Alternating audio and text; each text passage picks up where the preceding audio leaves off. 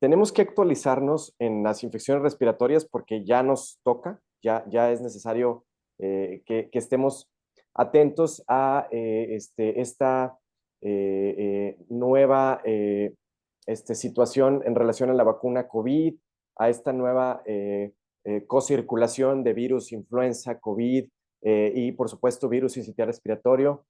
Eh, Creo que todos estamos de nuevo poniéndonos el N95 en la consulta. Todos estamos de nuevo considerando la ventilación. Ahora ya podemos abrir la puerta del consultorio porque ya no hace tanto calor y eso nos facilita que esté mejor ventilado. Los consultorios deben estar ventilados para no estar ahí circulando por ejemplo, en el mío tenemos unos filtros de aire que pueden ser útiles, por lo menos para que los pacientes no sientan que si viene un paciente por un cuadro respiratorio, luego el paciente que sigue es un paciente que viene por otra cosa, que diga al menos, bueno, pues no me voy a poner tanto en riesgo. Las vías respiratorias, las infecciones de vías respiratorias deben de ser debemos estar bien preparados para atenderlas. Una bonita metáfora es pensar que es un árbol al revés, ¿verdad? Estamos hablando con médicos y con químicos. Bienvenidos, buenas noches. Vamos a hablar sobre los distintos cuadros. De arriba abajo, la rinofaringitis. Tenemos distintos agentes etiológicos, rinovirus, los coronavirus, no necesariamente COVID-19, adenovirus, bocavirus, metaneumovirus, los virus para influenza. A ver, déjame eso aquí estoy ya. Eh, Luego tenemos las rinosinusitis. Por ejemplo, una estrategia clínica que me gusta mucho es percutir la mastoides. O sea, cuando hablamos de sinusitis, estamos hablando, por supuesto, de la sinusitis maxilar, la sinusitis frontal, pero también hay una mastoiditis que es como una sinusitis del oído, ¿verdad? Todas esas comorbilidades las tenemos, otitis media aguda, por supuesto, que nos podría llevar a una mastoiditis, la laringitis aguda obstructiva, lo que se nos debe ocurrir al principio, luego pensando en observar al paciente con disfonía, el síndrome bronquial obstructivo, que es la bronquiolitis famosa, ¿verdad? Y por supuesto la neumonía, que la neumonía, pues podemos tener muchos agentes etiológicos. Entonces, bueno, vamos a ver. Las vías respiratorias, las infecciones de vías respiratorias son responsables de mucha mortalidad. El 13% de todas las muertes en niños menores de 5 años se debe a infecciones respiratorias. ¿Por qué? Pues porque lo que nos pasa en los servicios de urgencias, hay muchos obstáculos para la atención médica. Recuerden los determinantes sociales.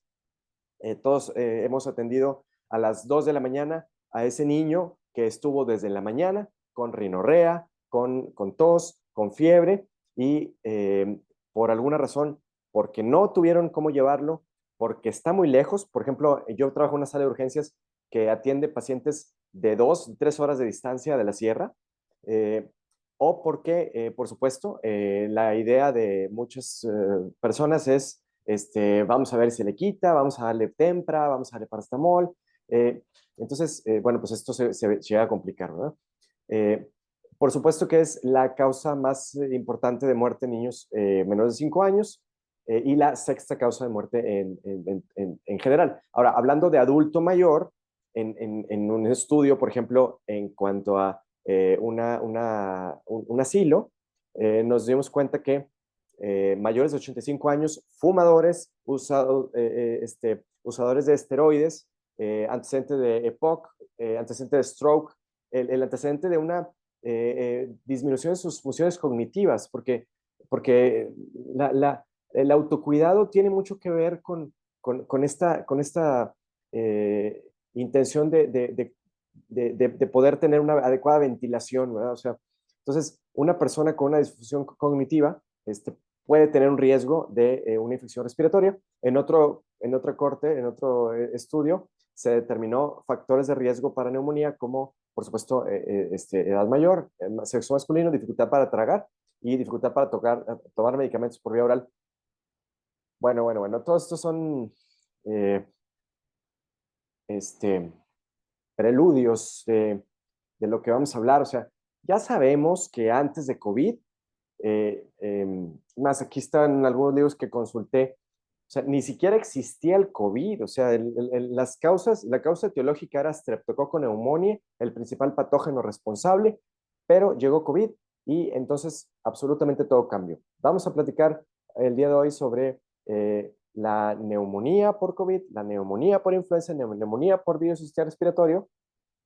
Entonces, ¿cómo vamos ahorita con los contagios de COVID? Recordamos que hay una manera de guiar las cepas que actualmente circulan.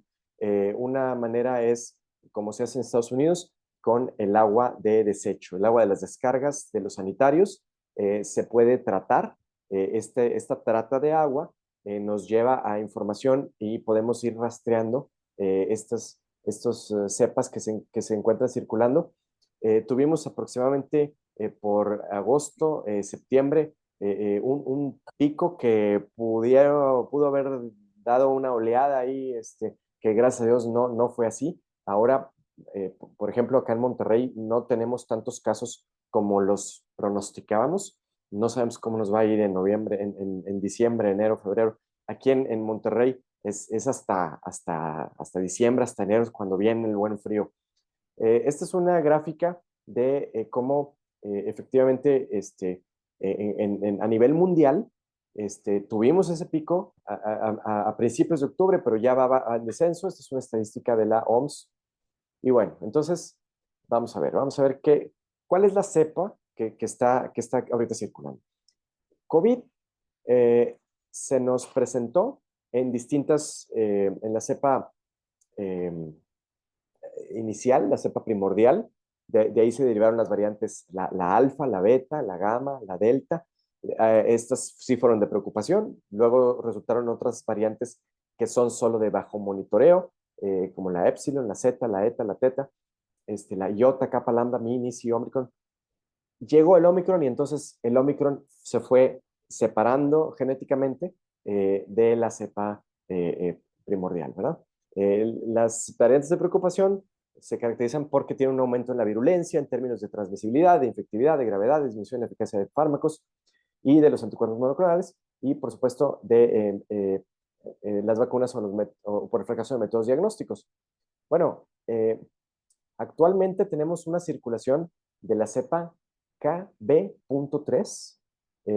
La cepa KB.3 derivó en una cepa que recientemente fue una alarma hace aproximadamente 3 semanas para muchos medios de comunicación, una variante que se llama MV1, ¿verdad?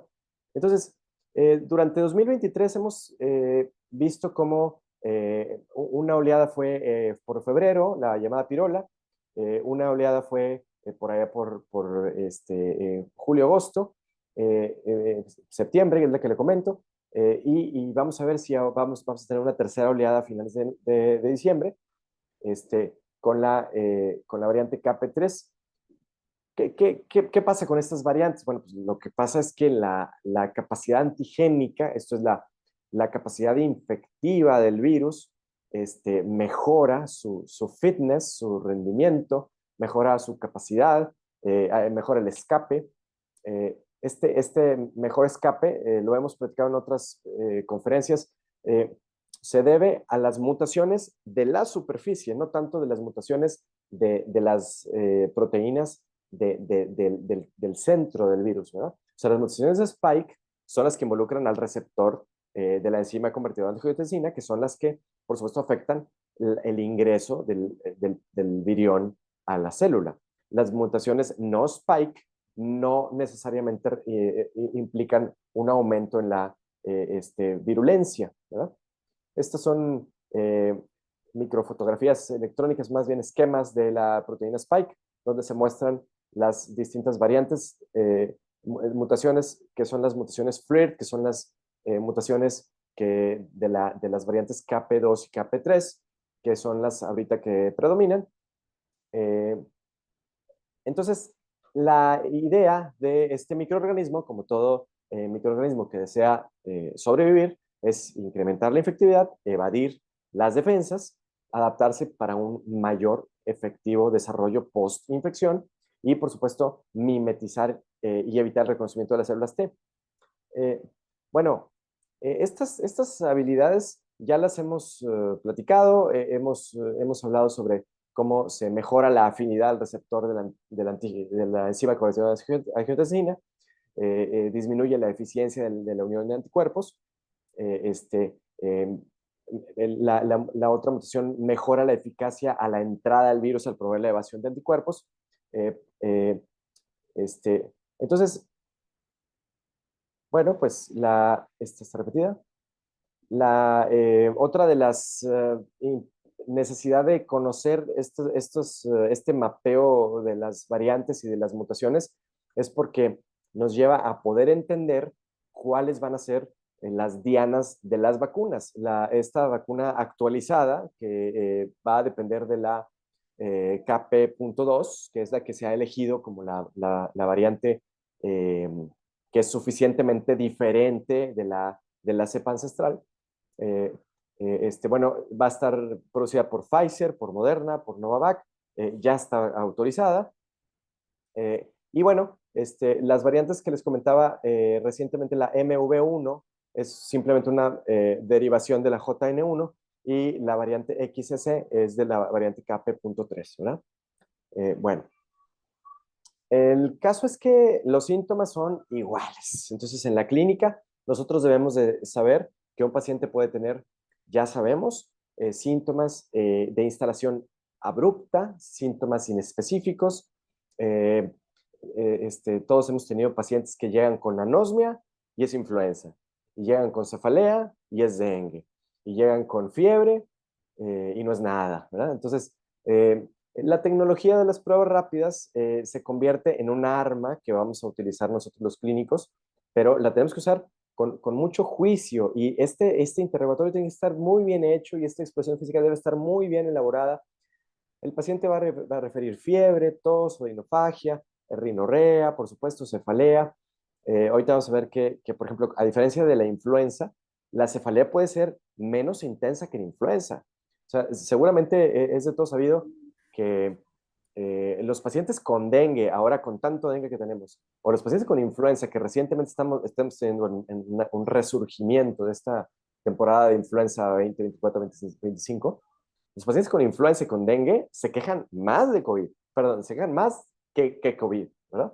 Se quejan más de cefaleas, se quejan más de dolor, de mialgias, de artralgias. Los pacientes con COVID, por supuesto, pueden desarrollar fatiga, disgeusia, neblina mental. También hay síntomas digestivos. Entonces es todo un reto diagnóstico hablar de un dengue con signos de alarma o un COVID variante flirt, ¿verdad? Bueno, vamos a ver. Entonces, hasta aquí COVID. COVID es nuestro coco desde hace ya 4 años, vamos para 5 años. No se va a ir, ya vienen las vacunas actualizadas. Eh, Vamos a platicar sobre otro virus que es un virus eh, que de alguna forma los no pediatras no tenemos tanto en el radar. Es verdad que el virus sincitial respiratorio, siendo un maestro del escapismo, siendo un maestro del mimetismo, de cómo puede burlar la respuesta inmune y no dejar una respuesta inmune efectiva. Vemos cómo en realidad el virus sistema respiratorio eh, eh, eh, puede dar una gravedad suficiente como para, sobre todo en los extremos de la vida, comprometer. De ahí que lo traemos a la colación en este combo de las pruebas triples. El virus es de la familia Paramyxovirus, es primo del sarampión, es primo de la parotiditis. Su envoltura es una bicapa que depende de las células de la membrana del hospedero, ¿verdad? Eh, Ahí muy bonito se aprecia la proteína F, que es la proteína verde en ese esquema del virión. La proteína F la F es de fusión, es con la proteína con la que se fusiona a las células y es la que también provoca que una célula se una a otra y esta a otra y esta a otra formando los sincitios, ¿verdad? De ahí se llama el virus sincicial o sincitial por la traducción en inglés de la denominación del virus, ¿verdad? Bueno, eh, el contagio, por supuesto, es igual que COVID, igual que influenza. los gatitas de Flush. La incubación puede ser desde 1 a 3 semanas. Sin embargo, puede sobrevivir en superficies suficiente tiempo. Depende de la humedad de las superficies. El predominio, por supuesto, ya sabemos que es en temporadas de lluvia, en lugares donde no hace tanto frío. Por ejemplo, en algunos médicos que me estén escuchando, lugares que sean más tropicales, pues no sé si en Veracruz alguna vez bajen de 10 grados, ¿verdad? Pues aquí en Monterrey a veces estamos en 2 grados. Eh, entonces en invierno va a predominar o en Veracruz va a predominar en temporadas de lluvia sobre todo. Eh, Puede haber un intercambio en los genotipos, depende de estaciones y regiones geográficas, este, y nosotros somos los únicos hospedadores. Eh, bueno, decía que efectivamente filogenéticamente los géneros Paramyxoviridae, el género la familia Paramyxoviridae tiene varios géneros, entre ellos el rubulavirus que ahí viene de las paperas, el morbillivirus que ahí está el sarampión, eh, pero por ejemplo también el virus de la parainfluenza, eh, este, por ahí, por ahí también es parte de esta familia. Eh, bueno, se supone que este agente fue encontrado y se pensó que era un agente infeccioso de los chimpancés.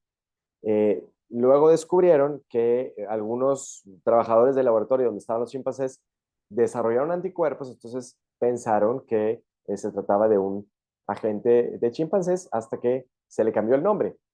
Eh,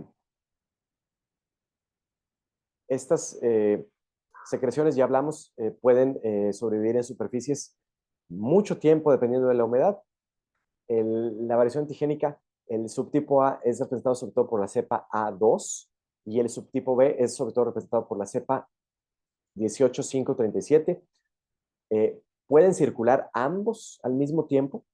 Y una característica muy interesante es que prácticamente todos los niños menores de 2 años seguramente deben haber tenido contacto con el virus sistémico respiratorio. Eh, por supuesto que hay una intención de pensar que los recién nacidos tienen anticuerpos neutralizantes que les duran hasta los 6 meses, ¿verdad? Entonces vamos a pensar que un niño que desarrolle una infección por virus del sistema respiratorio antes de los 6 meses, bueno, pues quizá tenga alguna falla ahí en una inmunodeficiencia, ¿no? Bueno, eh, es causa de enfermedad y muerte en niños, en ancianos y por supuesto en inmunocomprometidos. En los adultos produce un amplio rango de síntomas, desde infecciones del tracto superior, también inferior, o exacerbaciones de enfermedades preexistentes. O sea, es interesante pensar, no, la complicación no es exclusivamente pensar en una neumonía o en una neumonía bacteriana, sino también una persona que tenga una comorbilidad, pues se va a ver afectado. Pues igual que con COVID, ¿no? Todo el mundo, alguna vez atendimos a personas que tenían hiperplasia prostática, les dio COVID y se taparon. O tenían una tiroides controlada, les dio COVID y se les descontroló su función tiroidea. O tenían una diabetes ahí medio controlada con el COVID, ni se diga los síntomas cardiovasculares.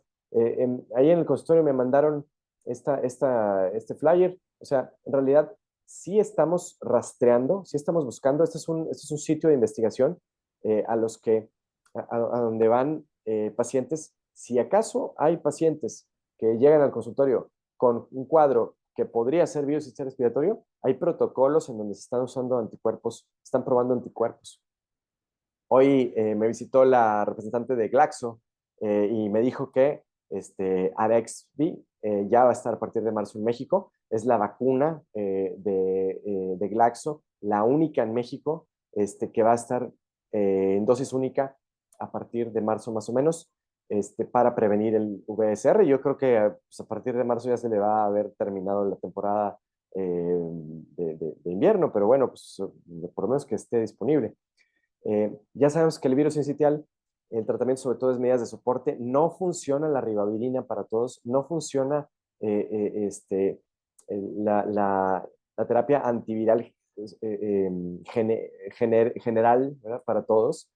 Prácticamente las medidas son de soporte, el tratamiento es esteroides, el tratamiento es broncodilatadores, el tratamiento son nebulizaciones. Eh, bueno, pues esta temporada invernal que más o menos empezó en octubre, eh, ya se está rastreando este virus a partir de octubre, ¿verdad? Bueno, está medio revuelto aquí, estoy viendo. El cuadro clínico, entonces tenemos, ya les dije, puede haber pacientes que desarrollen infecciones de vías respiratorias superiores exclusivamente o inferiores. O sea, no nada más vamos a pensar que virus de sistema respiratorio es el agente etiológico de una bronquiolitis, ¿no? Nos puede dar neumonía, nos puede dar traqueobronquitis, croup, o puede ser un cuadro incluso asintomático. Es más común en masculinos. Ese fue un dato interesante que traje aquí a compartir. Y el periodo de incubación, pues ya dijimos que puede ser breve, pero en personas, en la infección de forma natural, en realidad puede ser muy rápida, ¿verdad? El infiltrado linfocítico peribronquiolar con edema de la pared y del tejido circundante es el que vamos a encontrar en los bronquiolos y a este alvéolo que está colapsado le va a seguir una necrosis. Entonces, esta necrosis es la responsable de que la recuperación sea tardía, de que todavía después de 1 o 2 semanas no haya habido una regeneración del epitelio bronquiolar. O sea, que las células ciliares aún no estén regeneradas. Entonces, un niño, por lo tanto, puede tener una bronquiolitis y también una neumonía con atelectasias, como vamos a ver ahorita en una imagen. Histológicamente tenemos un infiltrado de mononucleares, de edema y conectores de alveolos, como ya dije. Eh, bueno, como lo decía al principio, una persona puede tener una inmunidad incompleta que lamentablemente predisponga a que recién se acaba de infectar y pueda reinfectarse de nuevo, ¿verdad? Bueno, por ejemplo, esta es una radiografía, la de la inferior del lado izquierdo, en donde tenemos un infiltrado intersticial hemitorácico, bilateral, ¿verdad? Con áreas de atelectasia en el lóbulo pulmonar derecho, ¿verdad? Eh, entonces, pues esta es una situación ya más complicada de cómo no queremos que lleguen nuestros pacientitos. Bueno, pues el virus sincitial respiratorio eh, nos preocupa porque en los extremos de la vida puede ser grave.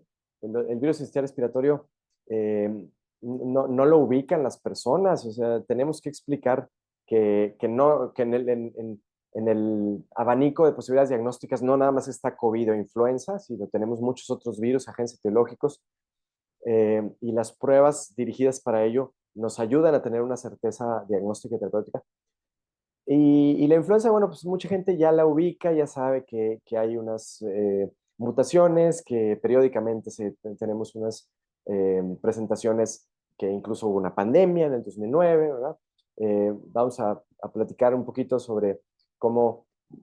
En la escuela de medicina, yo trabajaba en el servicio de infectología y se supone que estábamos esperando en el 2004, 2005, por ahí la pandemia, llegó hasta 2009, porque se supone que cada 30 años presentábamos una pandemia en el mundo. Entonces fue 18, así como 50, 28, 28, 48, y luego como en el 78, y luego iba a ser como en el 2000, 2008. Por ahí. Bueno,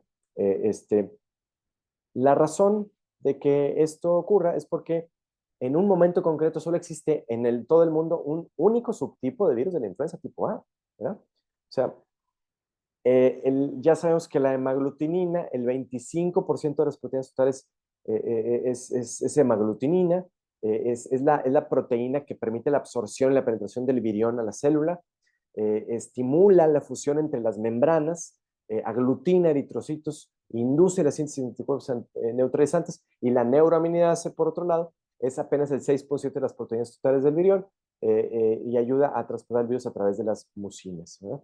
Bueno, lo que tenemos es que estuvieron circulando muchas cepas. Ya sabemos que analizar las secuencias de H de hyaluronidasa y neuraminidasa tiene que ver también con la presentación de las influencias aviar y porcina y caprina. Entonces, depende de cómo anden nuestros amiguitos animalitos infectados de influenza, depende de cómo estén ellos en cuanto a su presentación clínica. De pronto, por ejemplo, que la H5N1, que es la más grave para nosotros, que la influenza aviar se presente en un humano, eso podría desencadenar una pandemia, una pandemia, ¿no? En el periodo interpandémico vamos a tener estos picos, no necesariamente tan intensos como una pandemia en sí, hasta que llegue un periodo de aproximadamente 30 años, o podría ser que sea menos, ¿verdad? Pues con esta eh, nuevo estilo de vida que tenemos, ahora está todo conectado y ahora podemos estar del otro lado del mundo mucho más rápido. Entonces, quizá esto haya cambiado ya este panorama epidemiológico. La eliminación de la infección primaria por el virus de la influenza se produce cuando las células T citotóxicas destruyen las células infectadas por el virus. O sea, hasta que las células T destruyen las células infectadas por el virus es cuando vamos a empezar la recuperación. Los anticuerpos del huésped frente a la H y la N impiden la reinfección por el mismo tipo. Entonces tenemos una inmunidad transitoria, ¿no? El virus de la influenza tiene un tropismo sobre la mucosa nasal, seros paranasales, trompas de Eustaquio, amígdalas, bronquiolos. O sea, nuevamente, una bronquiolitis, pues por supuesto que le puede provocar la influenza, ¿sí? Entonces no podemos decir que la bronquiolitis es exclusiva del virus sistema respiratorio o que un cuadro respiratorio superior no sea influenza, ¿verdad? Hay tumefacción e hiperemia en mucosas con infiltrado previamente linfomonocítico, plasmacelular, con producción excesiva de moco y, por supuesto, las complicaciones que me estuvo quebrando la cabeza, que la conferencia la titulamos Complicaciones de las infecciones. Y dije, madre mía, al hablar de la tecnología diagnóstica, yo creo que es suficiente hablar en qué momento sintomático, en qué momento del horizonte clínico vamos a poder utilizar la tecnología diagnóstica de las pruebas rápidas. La influenza puede ser mucho más abrupta, puede ser una fiebre súbita, puede ser una cefalea intensa, la persona puede decir, me atropelló un tren y no me ha picado ningún mosquito, ¿verdad? Entonces, bueno, ahí tenemos nuevamente que sacar ahí, vamos a ver cuál prueba hacemos, si esta, pues, primero una, primero otra. Los síntomas son fiebre, escalofríos, fatiga, mialgias, artralgias, cefalea, tos, oinofagia, disfagia, rinorrea, por supuesto. Puede haber disfonía, puede haber petequias.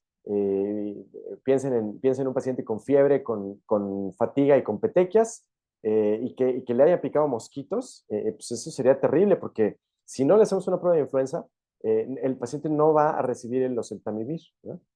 Y en niños, síntomas gastrointestinales. Entonces, como en todas las linfadenitis mesentéricas, lo que tenemos es que no podemos enfocarnos exclusivamente en el sistema respiratorio, ¿verdad? Bueno, fue muy bonito repasar el diagnóstico porque antiguamente, ahorita les voy a mostrar una imagen donde las pruebas rápidas de hace muchos años no diferenciaban entre A y B. El diagnóstico joven se hace por clínica, nosotros somos quienes decidimos si hacemos o no hacemos una prueba, cuál prueba hacer. Tenemos inmunofluorescencia, PCR, cultivo. La muestra debe ser de los primeros 4 o 5 días de la enfermedad.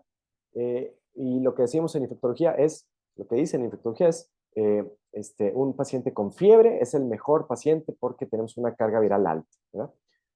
Los niños, por cierto, pueden propagar el virus durante más tiempo.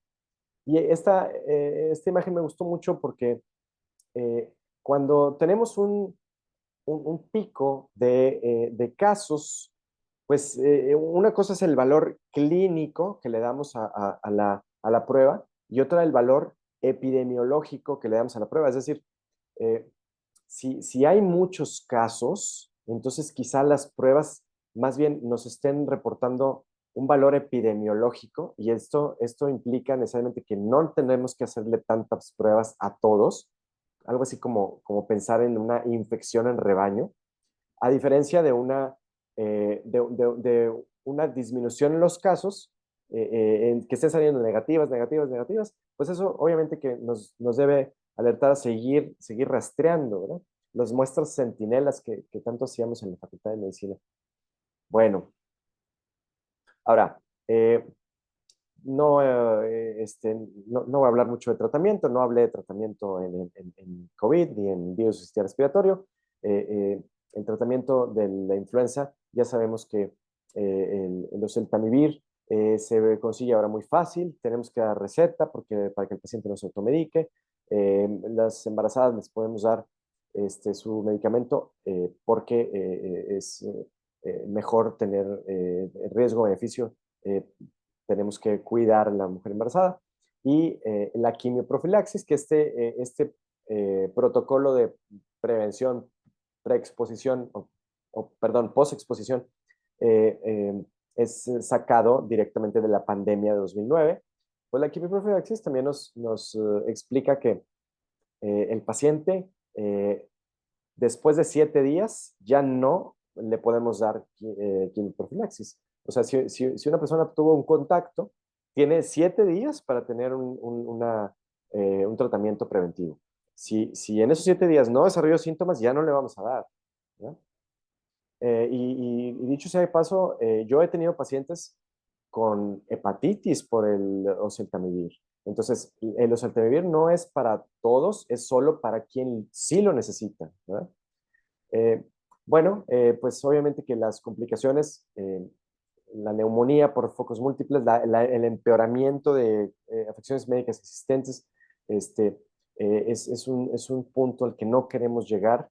Yo quisiera hacer un énfasis en que la auscultación debe ser un momento muy importante y pensar en estertores basales, vamos a pensar en influenza, pensar en estertores apicales, podríamos pensar en COVID, pensar en sibilancias, podríamos pensar en virus y sistema respiratorio, pero eso solo es una parte de todo lo que tenemos que hacer de forma artística y artesanal en cada paciente.